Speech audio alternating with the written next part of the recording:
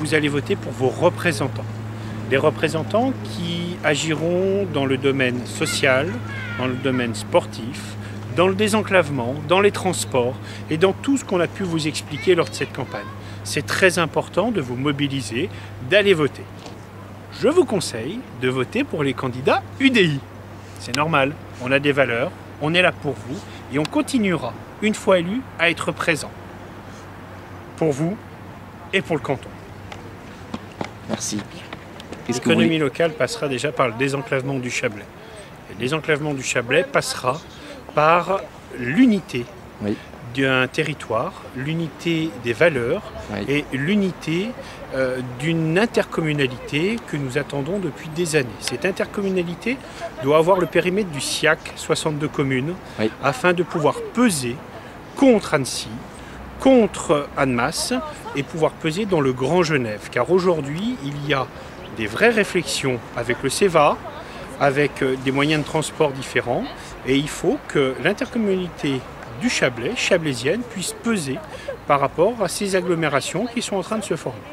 Le conseil général, conseil départemental, intervient bien sûr dans tout ce qui est le personnel des collèges, non pas les personnes de l'enseignement qui appartiennent à l'éducation nationale, mais tout le personnel encadrant dépendent du conseil départemental, et puis tout ce qui est la réfection, tout ce qui est l'investissement des locaux dépendent à ce jour encore du conseil départemental.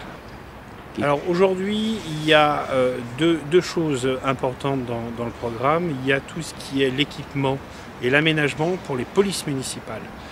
La police municipale aujourd'hui est une police de proximité, est une police qui doit justement être performante. Et donc tout ce qui est l'accompagnement, à l'équipement, dans des projets intercommunaux, nous serons là pour les aider auprès des différentes communes et puis aussi au niveau des services d'incendie. Où là, nous devons avoir un service dynamique et compétent, ce que nous avons aujourd'hui, et nous devons être à leur côté pour les aider quotidiennement à avoir des moyens et à avoir la possibilité de travailler du mieux possible, parce que ce n'est pas toujours évident et heureusement qu'ils sont là. Alors, les associations sportives et culturelles doivent être de toute façon aidées à aller sur le haut niveau.